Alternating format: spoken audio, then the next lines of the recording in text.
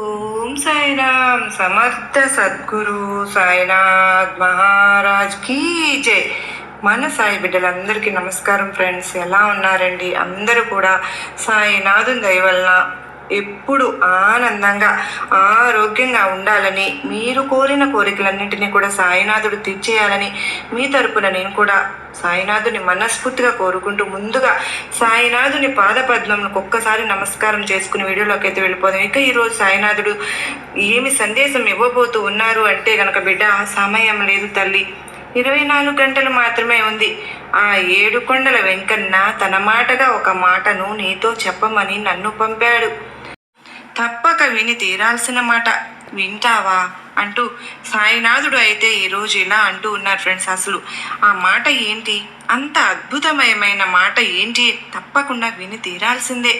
ఎందుకంటే సాయినాథుడు ఎలాంటి సూచన, ఎలాంటి సందేహాలు, ఎలాంటి సంకేతాలు అందించినా కూడా అది మన మంచి కోసమే, మన భవిష్యత్తు కోసమే కదా. సాయినాథుని మీద నమ్మకం ఉంటే తప్పకుండా ప్రతి ఒక్కరూ కూడా 1-2 నిమిషాలు అదేంటి అని తెలుసుకునే ప్రయత్నం అయితే చేద్దాం. ఇక నాకు చాలామంది చెప్తూ ఉన్నారు, చాలా అద్భుతంగా సాయినాథుని సందేశాలు ఉంటున్నాయి అక్క, చెప్పడంలో ఎన్నో అంటే అసలు మాకు తీరని కోరికలు కానీ ఎలా అయినా సరే మాకు ఈ సమస్య నుంచి మేము బయటపడగలమా, ఈ ప్రాబ్లమ్స్ అన్నింటినీ కూడా మేము సాల్వ్ చేసుకోగలమా అన్న సమయంలో సాయినాథుని సందేశాల ద్వారా మేము ఆ ప్రాబ్లమ్స్ నుంచి నమ్మకంతో మేము బయటపడగలిగాము. నిజంగా సాయినాథుని ఆశీస్సులతో మాకు ఎంతో చక్కగా పరిష్కారం అనేది లభించింది.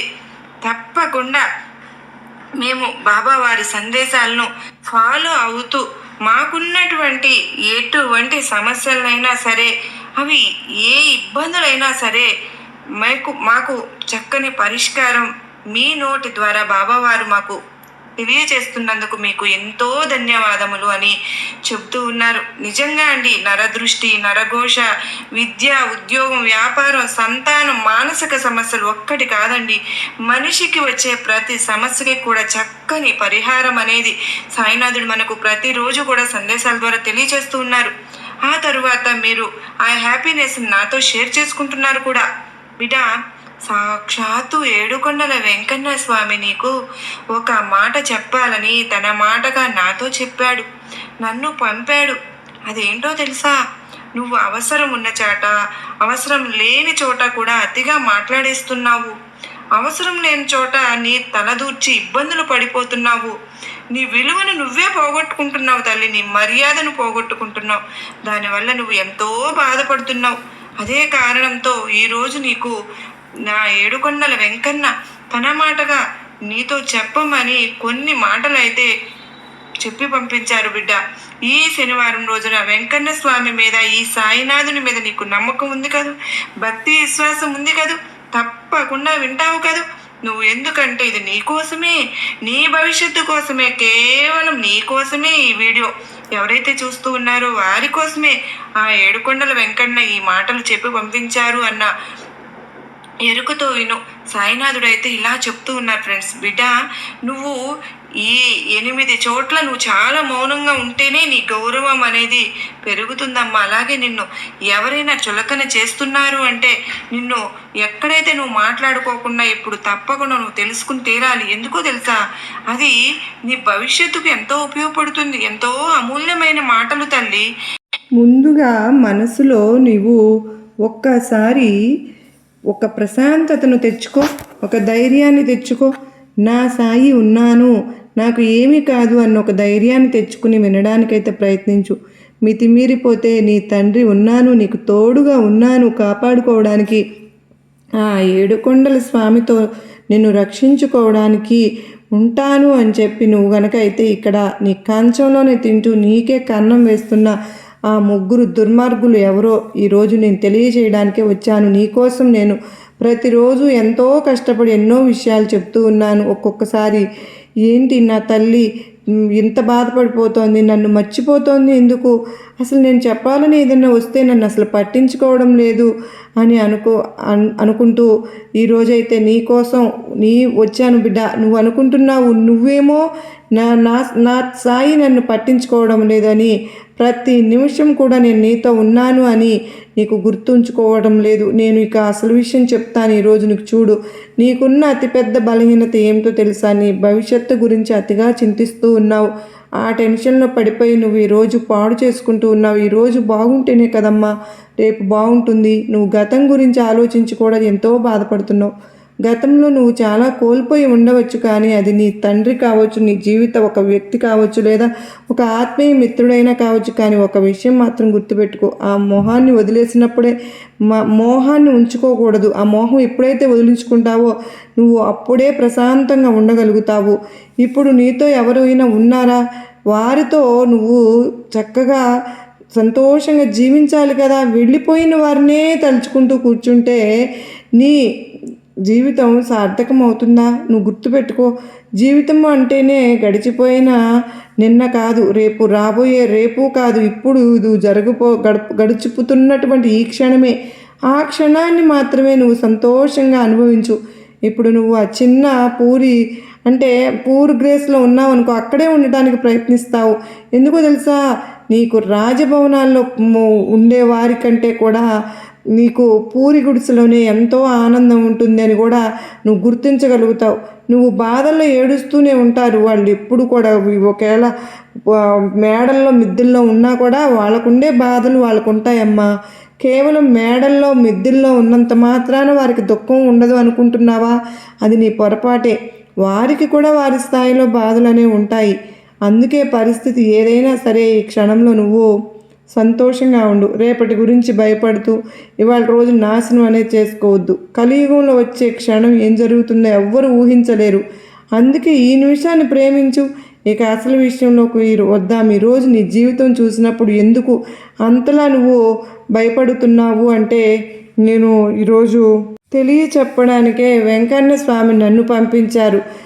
నీ జీవితం చూసినప్పుడు ఎందుకు అంతలా భయపడుతున్నావు అంటే, నీ ప్రాణాలకి ముప్పుగా మారిన 3 అతి భయంకరమైన శత్రువుల పేర్లు కూడా నీకు కనిపిస్తున్నాయి స్పష్టంగా. ఆ శత్రువులు చాలా క్రూరులు మాత్రమే కాదు, పరమ కిలాడీలు కూడా. ఎందుకు అంటే నీ బలహీనతలు ఏంటో వారికి తెలుసమ్మా. నీ వ్యక్తిగత విషయాలన్నీ వారి దగ్గర ఉన్నాయి. నీ ఇంటికి సంబంధించినటువంటి ప్రతి చిన్న విషయం గురించి ఈ శత్రువులకు క్షుణ్ణంగా తెలుసు.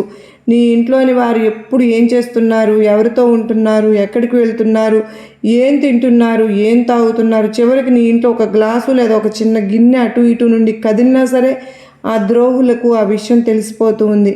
ఆ శత్రువుల కళ్ళల్లో 24 గంటలు నీ ఇంటిపైనే ఉంటున్నాయి. వీరికి ఎప్పుడు అవకాశం దొరుకుతుందా అని వేచి చూస్తూ, అవకాశం దొరకంగానే తన కుతంత్రాలను నీపై ప్రయోగిస్తూ ఉన్నారు. నీపై రకరకాల తంత్ర మంత్రాలు చేతబళ్ళు చేయిస్తూనే ఉన్నారు. బిడా, ఈ స్నేహితులు నీ ఎదుగుదల అంటే కుళ్ళు మాత్రమే కాదమ్మా, నీ ఇంట్లోని వారిని కూడా తన వశం చేసుకోవాలని చూస్తున్నారు. నిజానికి నీ ఇంట్లోని కొందరు ఈ శత్రువులు ఇప్పటికే తమ మాయలో మాటలతో లొంగ తీసుకుంటూ ఉన్నారు. నీ ఇంటిపై వారు జయించిన తంత్ర మంత్రాల వల్ల ఇప్పుడు నీ వారు ఆ శత్రువులు గుప్పిట్లోకి వెళ్ళిపోయారు. ఆ శత్రువులు ఏం చెప్తే ఇంట్లోని వారికి తల ఊపుతున్నారు, దానికి అవును అని నమ్ముతున్నారు. చివరికి నువ్వు కూడా నీకు ఒక విషయం స్పష్టంగా చెబుతున్నాను చూడు. ఈ శత్రువు ఎవరో పరాయి వారు కాదు, ఎక్కడో దూరంగా ఉండేవారు కాదు. ఈ శత్రువులు నీ చుట్టుపక్కలే ఉంటున్నారు, నీ కంచంలోనే తింటున్నారు, కానీ నీ కంచానికే కన్నం వేసేయాలని చూస్తున్నారు. ఈరోజు నీ జీవితాన్ని పరిశీలిస్తే ఇక్కడ నీకున్న వాళ్ళు అతి పెద్ద శత్రువుల పేర్లు నేను చెప్పబోతున్నాను. ముందుగా ఆ శత్రువులు విను బిడ్డ. ఈ పేరు విన్నప్పుడు నువ్వు ఖచ్చితంగా దిగ్భ్రాంతికే గురవుతావు, ఆలోచనలో పడిపోతావు. నేను చెప్తున్న ప్రతి మాట ఎంతో నిజమో అప్పుడు నీకు అర్థమవుతుంది. నేను నిన్ను చేతులు జోడించి మరీ విన్నవిస్తున్నాను. నా వెంకన్న తండ్రి చెప్పమంటే వచ్చాను. వారు నీ సొంత అన్నదమ్ములైనా కావచ్చు, లేదంటే వాళ్ళు నీ అక్కా చెల్లెలైనా కావచ్చు. సంబంధం ఏదైనా సరే, ఎంత దగ్గర బంధుత్వం అయినా సరే వెంటనే వారిని దూరం పెట్టాల్సిందే. నీ శత్రువుల గురించి మరిన్ని వివరాలు నీకు నేను ఇస్తున్నాను. ఈ వీడియోలో మొదట్లో చెప్పినట్లుగా ఈ శత్రువులు ఒకరు నీ ఇంట్లో నివసిస్తున్నారు. మిగిలిన 2 అయితే అత్యంత సన్నిహితుల బంధువుల్లోని వారు. వీళ్ళు ఎవరో నీకు తెలిస్తే నీ కాళ్ళ కింద భూమి కదిలిపోతుంది. ఎందుకో తెలుసా? వీళ్ళు నీ కుటుంబాన్ని నరకంలాగా మారుస్తున్నారు. ఇక్కడ జాగ్రత్తగా విను. గత 15 ఏళ్లలో జరగనిది ఇప్పుడు జరగబోతోంది. ఈ శత్రువులు నీ ఇంటిని సర్వనాశనం చేయడానికి పూర్తి స్థాయి ఏర్పాట్లు చేసుకుంటూ ఉన్నారు. ఇంటి గుట్టే లంకకు చేటు అన్నట్టు సామెత నీకు తెలుసు కదా బిడ్డ. అలాగే సరిగ్గా నీ ఇంట్లోనే ఒక విభీషణుడు నీ ప్రాణాలు తీయాలని చూస్తున్న ఒక ద్రోహి నివసిస్తున్నాడు. వాడు నీ ఇంటిని నాశనం చేయడమే లక్ష్యంగా పెట్టేసుకున్నాడు. ఈ శత్రువు నుండి నువ్వు కాపాడుకోవడం ఇప్పుడు చాలా ముఖ్యం. ఎందుకో తెలుసా, రాబోయే 7 రోజుల్లో ఈ ముగ్గురు శత్రువులు కలిసి నీ జీవితాన్ని అతలాకుతం చేయబోతూ ఉన్నారు. కనుక 12 ఏళ్ళుగా గత నీపై తంత్రాలు మంత్రాలు చేతపళ్ళు చేయిస్తూనే ఉన్నారు. అంత మాత్రమే సమాజంలో నీ చుట్టుపక్కల వారిలో నీపై లేనిపోని పుకార్లు పుట్టిస్తూ నీ పరువు తీసేస్తూ ఉన్నారు. నీ శత్రువులు నీ పక్కనే ఉంటూ నీ వెన్నుపోటు పొడుస్తున్నారు. నీ ఆస్తిని కాజేయాలని, నీ కుటుంబాన్ని మట్టిలో కలిపేయాలని మరీ ప్లాన్ చేస్తున్నారు. ఈ ద్రోహుల పేర్లు బయటకు వచ్చినప్పుడు అందరూ ఆశ్చర్యపోవడానికి కారణం ఏంటో తెలుసా, వీరిని నువ్వు హద్దులు దాటి నమ్మావు కనుకనే. ఇంకొక విషయం ఏంటి అంటే అతిగా ఆలోచిస్తున్నావు, కానీ నీ గురించి నువ్వు ఎక్కువగా ఆలోచించడం లేదు. ముందు నీ చుట్టూ ఉన్నవారు బాగుండాలి, నీ సొంత వాళ్ళు బాగుండాలి అని కోరుకుంటావు. ఆ తరువాతనే నీ గురించి నువ్వు ఆలోచించుకుంటున్నావు. కానీ బిడ్డ, ఇక్కడ నీ జీవితాన్ని చూసుకున్నట్లయితే ప్రాణాలు తీయడానికి కూడా వెనకాడని వాళ్ళు వీళ్ళు. నిన్ను నాశనం చేయాలని చేస్తున్న ఆ ద్రోహులు ఎవరో కాదమ్మా, గత 10-12 ఏళ్ళుగా నీ వెంటే ఉంటూ నీ చుట్టూ తిరుగుతూ నీకే గోతును తవ్వుతూ ఉన్న నీ సొంత మనుషులే నీపై ప్రాణాంతకమైన తంత్ర మంత్ర ప్రయోగాలు చేస్తున్నారు. మరి నీ ఇంట్లోనే కూర్చుని నిన్ను సర్వనాశనం చేయాలనుకున్న వారికి మొదటి వ్యక్తి నీకు ఎప్పుడు కూడా చెప్తాను. ఆ వ్యక్తి మరెవరో కాదు, నీ బంధువు.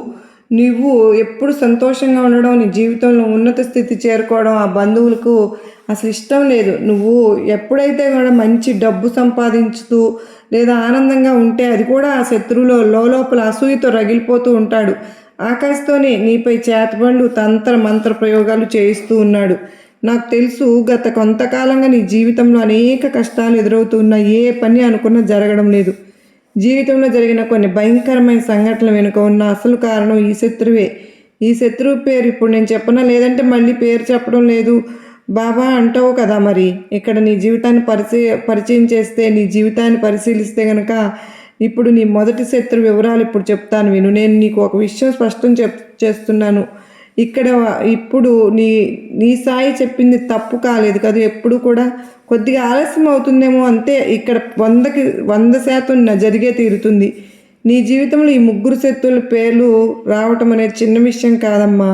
ఎందుకంటే రాబోయే కొద్ది రోజుల్లో నువ్వు నీ జీవితాన్ని పూర్తిగా నాశనం చేయబోయాలనుకుంటున్నారు కనుక ఇప్పటికే సగం జీవితాన్ని నాశనం చేశారు. ఇప్పుడు మిగిలిన సగాన్ని కూడా మట్టిలో కలపాలని చూస్తున్నారు. నీకున్న అతిపెద్ద శత్రువు నీ అత్యంత సన్నిహిత బంధువులు ఒకరైన ఆ వ్యక్తి పేరు రా అనే అక్షరంతో మొదలవుతుంది. నీ బంధువులు ఎవరైనా సరే ఉంటే కనుక నీ విషయంలో కొంచెం కాదు, వీలైనంత వరకు చాలా దూరంగా ఉండాలి వీళ్ళ విషయంలో. ఎందుకో తెలుసా, ఇప్పుడు నీ జీవితంలో కాలం అంత కలిసి రావడం లేదమ్మా. నీ వ్యక్తిగత జీవితాన్ని నరకప్రాయం చేస్తూ ఉన్నాడు ఈ వ్యక్తి. నీ సమీప బంధువైనా కావచ్చు, ఎవరైనా సరే వారిని నువ్వు దూరంగా అయితే ఉంచు. ఎందుకంటే నీ జీవితంలో విషయం నింపుతుంది ఈ వ్యక్తి. ఆ బంధువుని సంతోషంగా అసలు చూడలేకపోతున్నాడు. నీ జీవితంలో వస్తున్నటువంటి ప్రతి కష్టానికి, ప్రతి బాధకి వెనుక ఉన్న ఏకైక కారణం ఆ బంధువే. ఆ వ్యక్తి నీ ఇంటి సంతోషాన్ని మాత్రమే కట్టడి చేస్తూ ఉంటున్నాడు. అంటే బంధనాలను, నీ ఇంటి పిల్లల్ని, వారిని నేను ఒకటే చెప్పాలనుకుంటున్నాను. ఈ శత్రువు ఎంత ప్రమాదకరం అంటే నీపై ప్రాణాంతకమైనటువంటి చేతపట్లు కూడా చేయిస్తాడు. అంటే నిన్ను ప్రాణాలతో లేకుండా చేయాలని కూడా పలుమార్లు ప్రయత్నించాడు. ఇక రెండవ బంధువు గురించి చెప్తాను. ఇప్పుడు నేను చెప్పే చాలా జాగ్రత్తగా వినాలి బిడ్డ. నీ చుట్టుపక్కల చాలామంది ఈ అక్షరంతో ఉంటారు. కానీ వారిని ఎలా గుర్తించాలి బాబా అని నువ్వు అడుగుతూ ఉంటావు కదా. రా అక్షరంతో చాలామంది నా బంధువులు ఉన్నారు, తెలిసిన వాళ్ళు ఉన్నారు. అందరినీ కూడా నేను అనుమానించాలా, దూరం పెట్టాలా అంటే, వారికి దూరంగా ఉండాలా అంటే అలా కాదు బిడ్డ. ఇందులో కూడా నువ్వు చూసుకోవాలి కదా. మరి ముఖ్యంగా ఈ అక్షరంలో వీళ్ళే నీకు పెద్ద మోసం చేయబోతున్నారు. అయితే నీ బంధువులు ఈ అక్షరంతో చాలామంది ఉన్నారని, ఒక 3-4 ఉన్నారని, మరి వారిలో ఎలా నమ్మాలి, ఎవరిని శంకించాలి అని నువ్వు అనుకోవచ్చు. ఆ వ్యక్తి ఇంటి పేరు ఏదైనా సరే, ఇక్కడ ఈ వ్యక్తి నీ పాలిట శాపంగా మారుతున్నాడు. ముఖ్యంగా ఆ వ్యక్తి పేరు రా అనే అక్షరంతో మొదలవుతుంది. అయితే ఈ రా అక్షరంతో పేరు మొదలయ్యే బంధమే నీ అసలైన శత్రువు. ఆ వ్యక్తి నుండి నువ్వు చాలా జాగ్రత్తగా ఉండాలి. ఎందుకో తెలుసా? ఆ వ్యక్తి గత కొన్నేళ్ళుగా నీకు తెలియకుండానే నీ వెనుక గోతులు తవ్వుతూ ఉన్నాడు. నేను నీకు మరొక నిజం కూడా చెప్తాను బిడ్డ. నువ్వు నీ ఇంట్లో చిచ్చు పెడుతుంది, అన్నదమ్ముల మధ్య గొడవలు సృష్టిస్తుంది కూడా ఈ వ్యక్తే. ఈ బంధువు కారణంగానే ఈ కుటుంబం ముక్కలైపోయింది. నీ ఇంట్లో జరిగిన పెద్ద పెద్ద గొడవలు, ఆస్తి పంపకాలకు కూడా కారణం ఈ వ్యక్తేనమ్మా. ఎందుకు అనంటే ఈ బంధువు నీ ఇంటిపై చేయించిన తంత్ర మంత్ర ప్రయోగాల వల్ల నీ కుటుంబంలో ఉండాల్సినటువంటి ఐకమత్యం అనేది దెబ్బతింది. ఇప్పుడు నీ కుటుంబ సభ్యులు ఎవరు ఒకరితో ఒకరు సంతోషంగా ఉండడం లేదు కదా, నవ్వుతూ మాట్లాడుకోవడం కూడా లేదు. ఒకరినొకరు మనస్ఫూర్తిగా నవ్వుతూ మాట్లాడుకోలేకపోతున్నారు. దీని అంతటికి కారణం ఆ ఒక్క బంధువే. దీని నుండి తప్పించుకోవడానికి ఒక మార్గం చెప్పనా? చాలా జాగ్రత్తగా వినాలి మరి. దీని తర్వాత నువ్వు రెండవ శత్రువు గురించి, అలాగే మూడవ శత్రువు గురించి కూడా తెలుసుకుంటావు. ఈ మూడవ వ్యక్తి అందరికంటే ప్రమాదకరమైన వాడు. నీ పక్కనే కూర్చుని ఉంటాడు. అందుకే ఈ విషయాలు జాగ్రత్తగా వినమని చెప్తున్నాను. ఒకవేళ నీ జీవితంలో ఏదో పెద్ద తప్పు జరగబోతోందని నీకు అనిపించినా కూడా నీ జీవితం అంతకంతకు దిగజారిపోతున్నా, నీ బుద్ధి పనిచేయడం మానేసిన దానికి కారణం ఇదే. కొన్నిసార్లు నీ ఇంట్లో వారు కూడా ఏమీ ఆలోచించలేకపోతున్నారు. బుద్ధి మందగించినట్లు అనిపిస్తుంది కదా. వ్యక్తి మెదడు నెమ్మదిగా మొద్దుబారిపోతుంది. నీకు మాటికి కోపం రావడం, ఎవరితోనైనా గొడవ పడాలనిపించడం, అందరిపై అరవాలి అనిపించడం వంటివి జరుగుతూ ఉన్నాయి. నీతో కానీ నీ కుటుంబ సభ్యులతో కానీ ఇంకొంతమందికి అయితే ఇల్లు వదిలి వెళ్ళిపోవాలని, ఇంటికి విచ్ఛిన్నం చేసేయాలనిపిస్తుంది. ఎదుటివారు ఎంత మంచిగా చెప్పినా అర్థం చేసుకోవటం లేదు. కేవలం తన మాట నెగ్గాలనుకుంటున్నారు. మరి కొన్నిసార్లు ఈ వ్యక్తి భయంకరంగా మారుతుందంటే ఆ వ్యక్తి తన సొంత ఇంటి మనుషులపైన చెయ్యి చేసుకునే స్థాయికి వెళ్తారు. అది చేతపడి లక్షణాలు అంతటి వికృత రూపాన్ని చూపిస్తాయన్నమాట. మరి దీనికి విరుగుడు ఏంటి బాబా అని నువ్వు అడిగితే కనుక ఆ శత్రువు నుండి విముక్తి పొందటమే. ఎలా తండ్రి అంటే, నువ్వు ముందుగా నీ ఏ బంధువు మీద అయితే నీకు అనుమానం ఉందో, ఎవరు నిన్ను ఇబ్బంది పెడుతున్నారు అనిపిస్తుందో వారిని నీ ఇంటికి రాకుండా నియంత్రించు. నువ్వు మొహం మీద చెప్పలేవని నాకు తెలుసు. ఎందుకంటే ఒక అమాయకమైన సున్నితమైన వ్యక్తివి. శత్రువు ఇంటికి వచ్చినా సరే నువ్వు వారిని సాధారణంగా రాకుండా అడ్డుకోలేకపోతే కనీసం వారు వచ్చినప్పుడు వారిపై ఒక కన్నేసి ఉంచు. ఎందుకంటే ఆ వ్యక్తి అడుగు నీ ఇంట్లో పడడం నీ కుటుంబానికి ఎంతో ప్రమాదం. ఆ వ్యక్తి నీ ఇంట్లో అడుగు పెట్టగానే పరిస్థితులన్నీ తలకిందులైపోతాయి. అందుకే ఆ వ్యక్తి ఇంటికి రాకుండా చూడు. ఒకవేళ వస్తే మాత్రం ప్రతి క్షణం వారు ఏం చేస్తున్నారో గమనిస్తూ ఉండు. ఎందుకంటే మీరు ఏదో ఒక నెపంతో నీ ఇంటికి వస్తారు. వాళ్ళు అక్కడ తంత్ర మంత్రాలు ప్రయోగిస్తారు, లేదా ఏదో ఒక వస్తువు అక్కడ పడేసి వెళ్ళిపోతారు. నీ ఇంటి పిల్లలకి ఏదైనా తినడానికి ఇవ్వవచ్చు. దాని ద్వారా పిల్లలను తమ వశం చేసుకోవచ్చు. ఇలా నీ ఇంట్లోని ఇతర సభ్యులు కూడా ఏమైనా తినబండారాలను ఇచ్చే వారిపై చేతబడి ప్రయోగాలు ప్రయోగించే అవకాశాలు ఉంటాయి. దీనివల్ల నీ ఇంటి మనుషులు, నీ ఇంటి సభ్యులు పిచ్చి పిచ్చిగా మాట్లాడడం మొదలు పెట్టేస్తారు. ఒకరి మాట ఒకరు వినరు. ఇల్లు ముక్కలైపోతుంది, అతలాకుతలం అయిపోతుంది. కొన్నిసార్లు అయితే ఇంట్లో అకాల మరణాలు కూడా సంభవిస్తాయి. నువ్వు చూసే ఉంటావు కదా, కొన్ని ఇళ్ళు కళకళలాడుతూ ఉన్నా కూడా ఇళ్లలో ఒకేసారి 2-3 మరణాలు సంభవిస్తూ ఉంటాయి. ఒకరి తర్వాత ఒకరు చనిపోవడం, పూర్తి కుటుంబం చెల్లాచెదురైపోవడం. ఇలా ఎందుకు జరుగుతుంది అంటే ఇంట్లో భయంకరమైనటువంటి తంత్ర మంత్రాలు, చేతబళ్ళు, మంత్ర ప్రయోగాలు జరిగినప్పుడే బిడ్డ. మరి దీని గురించి నువ్వు భయపడ్డం ఎలా అంటే బయటపడటం. చూడు, మొదటి మార్గం ఏంటి అంటే ఆ బంధువులను ఇంటికి రానివ్వవద్దు. ఒకవేళ వచ్చారనుకో వారిపై నిఘా వేసి ఉంచు. ఇక రెండవ విషయం చెప్తాను, నువ్వు తప్పకుండా చేయాలమ్మా. శత్రువు ఏం చేస్తున్నాడు అన్న భయం నీకు అక్కర్లేదు. కానీ నీ ఇంట్లో ఎంతమంది సభ్యులు ఉన్నారు వారందరి చేతులకు కూడా నువ్వు ఇక్కడ ఏం చేయాలంటే హనుమంతుని గుడికి వెళ్ళి హనుమయ్య రక్షాసూత్రాన్ని తీసుకొని వచ్చి కట్టు. నీ సాయి మందిరానికి వెళ్ళి సాయి విభూతిని ప్రతిరోజు అందరూ స్నానం అయిన తర్వాత ధరించడం అలవాటు చెయ్యి. ఇలా నువ్వు గనక హనుమంతుని గుడికి వెళ్ళి అక్కడ నీ కుటుంబ సభ్యుల కోసం గనక రక్షాధారాలు తీసుకుని వచ్చి దాన్ని మెడలో అయినా ధరించవచ్చు, చేతికైనా కట్టు. దీనివల్ల మీరందరూ కూడా ఇలాంటి తంత్ర మంత్రాల చేతబడుల నుంచి కాపాడబడతారు. ఎందుకో తెలుసా, దుష్ట శక్తులను తరిమి పొలిమేరలు దాటించి కొట్టేటటువంటి సత్తా ఉన్నటువంటి హనుమయ్య మామూలు రక్షణ ఇవ్వడు కదా. అందుకే చెప్తున్నానమ్మా, వీటి నుంచి నువ్వు సులభంగా బయటపడతావు. ఇక రెండవ విషయానికి వద్దాం. లేకుంటే ఈ రెండవ అతిపెద్ద శత్రువు నా అనే అక్షరం పేరుతో మొదలవుతుంది. అవును, నా అనే అక్షరం ఎంతో మొదలయ్యేవారు నీ పాలిట ఎంతో పెద్ద శత్రువులుగా మారుతున్నారు. ఆ వ్యక్తి నీ చుట్టుపక్కలే తిరుగుతూ ఉంటారు. నీ అత్యంత సన్నిహిత బంధువైనా కావచ్చు, లేదా నీ ప్రాణ స్నేహితుడైనా కావచ్చు. ఈ రోజు నుంచే నువ్వు వారి విషయంలో జాగ్రత్తగా ఉండడం మొదలుపెట్టు. ఎందుకు అనంటే నీ జాతకంలో ఉన్న రెండవ పెద్ద ద్రోహి వీరేనమ్మా. ఈ వ్యక్తి ఎంతటి తెలివైన వాడు అంటే నీ వెంటే ఉంటాడు, కానీ వాడు నీ శత్రువని నీకు ఇసుమంత అనుమానం కూడా రానివ్వడు. అంత తెలివైన వాడనమాట. ఒకవేళ నిన్ను ఈ శత్రువు గురించి పూర్తి ఆధారాలతో కనుక వాడు అసలు రూపాన్ని స్వరూపాన్ని బయట పెట్టారంటే సరే, నువ్వు నా మాట కూడా నమ్మవు. ఎందుకో తెలుసా, ఆ శత్రువు నీపై అంతటి వశీకరణ ప్రయోగం చేశాడు కనుకనే నువ్వు పూర్తిగా వాడి గుప్పెట్లో ఉన్నావు. చివరికి నీ బంధువులు కానీ, నీ స్నేహితులు కానీ, లేదంటే నీ ఇంటి సభ్యులు కానీ ఆ శత్రువు గురించి నీకు నిజం చెప్పినా వాడు నీ గురించి ఇలా చేస్తున్నాడు అని, తనకు దూరంగా ఉండని హెచ్చరించినా నువ్వు వారిని శత్రువులుగా చూస్తావు. కానీ ఆ వ్యక్తి మాత్రం గుడ్డిగా నమ్ముతావు. ఎందుకో తెలుసా, నువ్వు ఆ శత్రువు వశంలో ఉన్నావు. ఆ శత్రువు నుండి తప్పించుకోవడం చాలా అవసరం. ఎందుకంటే తన సమయం దొరికినప్పుడల్లా తన తంత్ర మంత్రాలు నీ మీద అమలు చేస్తున్నాడు. దీనికి ముందు నేను శత్రువు గురించి ఎన్నో విషయాలు చెప్పాను, ఎన్నోసార్లు నిన్ను హెచ్చరించాను. కానీ ఈరోజు ఇంత బహిరంగంగా పేర్లు ఎందుకు చెప్తున్నాను అంటే, ఈ వ్యక్తుల వల్ల నీకు చాలా పెద్ద ప్రమాదం పొంచి ఉంది కనుకనే. నువ్వు అతి త్వరలోనే నీపై ఒక ప్రమాదకరమైనటువంటి ప్రాణం తీసే స్థాయి తంత్ర మంత్ర ప్రయోగాలు లేదా ఒక మనిషి క్రియేట్ చేయబోతున్నారు. దీని నుండి నువ్వు తప్పించుకోవడం చాలా కష్టం. అందుకే తన పెద్ద ఎత్తుగడను వేయక ముందే నువ్వు జాగ్రత్త పడటం మంచిది. అందుకు అంటే నేను చూస్తున్నాను నీకోసం ఈ సందేశాన్ని ఎప్పుడు చెప్దామా అని. ఎలా నువ్వు తప్పించుకోవాలని నేను నీకు వివరిస్తాను, జాగ్రత్తగా విను బిడ్డ. పరిహారాలు కూడా చెప్తాను. నువ్వు నాతో చివరి వరకు ఉండాలి. మరి ఈరోజు చివరి వరకు నాతో ఉండి చూడు. ఎన్నోసార్లు నువ్వు శత్రువుల కోసం బయట వెతుకుతూ ఉంటావు, కానీ అసలు నాకు శత్రువులు లేరు బాబా. నేను చాలా మంచిగా మాట్లాడతాను, ప్రతి బంధువులతోనూ మర్యాదగా ఉంటాను, స్నేహితులతో స్నేహంగానే ఉంటాను, స్నేహంగా ప్రాణంగా చూసుకుంటాను, ప్రాణాన్ని ఇచ్చి విలువ నిలబెట్టుకుంటాను, బయట వారితో నీ గొడవలు పడను, ఎవరిని ఒక్క మాట కూడా అనను. మరి నాకు శత్రువులు ఎలా ఉంటారు బాబా అని నువ్వు అడగవచ్చు. లోకమంతా నిన్ను పొగుడుతోంది, నేను చాలా మంచివారని, అందరికీ సహాయం చేస్తామని అంటుంది. దానివల్ల నీపై ఏ శత్రువు కన్ను లేదని నువ్వు, లేదా ఏ శత్రువులు నిన్ను నీ పనిని ఆపరని చెప్పి నువ్వు అనుకుంటూ ఉన్నావు.